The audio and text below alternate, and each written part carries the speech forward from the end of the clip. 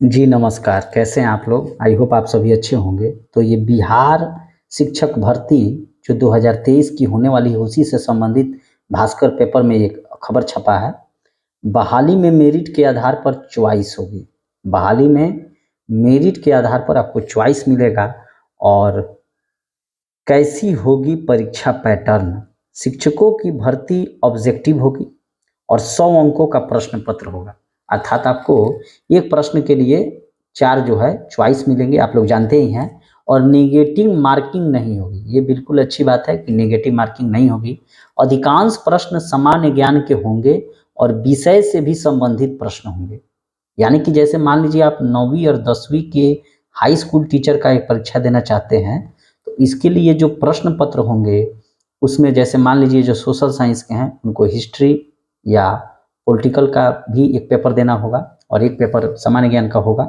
हालांकि सिलेबस और परीक्षा पैटर्न पर अंतिम मुहर 1 हफ्ते में लग जाएगी और वैकेंसी और परीक्षा कब तक होगी। दूसरा पॉइंट ये है, आयोग ने वैकेंसी विषयवार मई के अंत तक, जून के पहले हफ्ते तक आने की उम्मीद है और इसके बाद फॉर्म भरने की प्रक्रिया के बाद सितंबर के अंत तक परीक्षा ली जाएगी। अर्थात यहाँ क्लियर कर रहा है कि हर हाल में जो है सितंबर तक एग्जाम ले लिया जाएगा। यानी कि हम लोगों का टारगेट रहा सितंबर तक, सितंबर 2023। शिक्षक भर्ती की योग्यता क्या होगी? हाई स्कूल के लिए बीएड एमएड के साथ एसटीईटी उत्तीर्ण और प्रारंभिक स्कूलों के लिए डीएलएड बीएड के साथ टीईटी एससी टेट उत्तीर्णता अनिवार्य होगा। मेरिट के आधार पर चॉइस होगी और चयन की प्रक्रिया बीपीएससी विभाग की सहमति से 10 दिनों में तय करेगा। ऐसी सारी खबरें यूट्यूब पर चल रही हैं और बहुत सारे अन्य लोग भी इसके बारे में जानकारियाँ दे रहे हैं। तो मिला जुला कर बात यही है कि तैयारी में लग जाना है और सितंबर तक इसकी परीक्षा होगी। क्लियर है? 100 अंकों का प्रश्न पत्र होगा, निगेटिव मार्किंग नहीं होगी और हाई स्कूल के लिए बीएड किए हुए, एमएड हो, एसटीईटी पास होना चाहिए और वो 1 से लेकर 8 तक की कक्षा के जो प्रारंभिक स्कूल हैं, उसके लिए डीएलएड या बीएड के साथ टीईटी यानी कि बिहार बीटीईटी का पास होना चाहिए या सीटेट और मेरिट के आधार पर चॉइस होगी। 10 दिनों में तय हो जाएगा। देखिए, झारखंड का जो हाई स्कूल टीचर का जो एग्जाम हुआ था, उसमें एक 100 नंबर का जीएस पेपर था और इस जीएस पेपर में सिर्फ पास होना जरूरी था और जो सेकेंड पेपर था वो विषय से संबंधित था।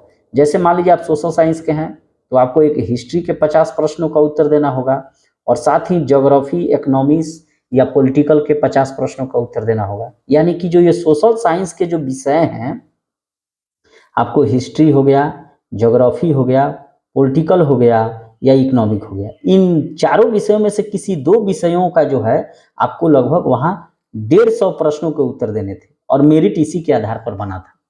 2-3 साल पहले हाई स्कूल झारखंड का एग्जाम हुआ था और उसमें क्या था कि 100 नंबर का एक जीएस पेपर, इसमें आपको सिर्फ 30 नंबर लाने थे पास होने के लिए और दूसरा in history, geography, political, economics में से इन्हीं 2 विषयों में से 150 नंबर के ऑब्जेक्टिव टाइप के प्रश्न थे और मेरिट इसी के आधार पर बना था और मेरिट वहाँ सामान्य का 130 या 28 गया था। तो बिल्कुल वही पैटर्न रहना चाहिए और जितने भी स्टेट हैं उसके यही पैटर्न रहते हैं और प्राइमरी का देखिए कैसे करता है। तो ये खबर आपको कैसी लगी? अगर अच्छी लगी हो तो टीआरसी बिहार बोर्ड चैनल को जरूर सब्सक्राइब कर लीजिए और यहाँ पे ऑथेंटिक न्यूज मैं देता हूँ। ये नहीं कि कहीं से बस लाए और रोज एक एक न्यूज छाप रहे हैं, मैंने एक ही खबर दे रहा है। Thank you.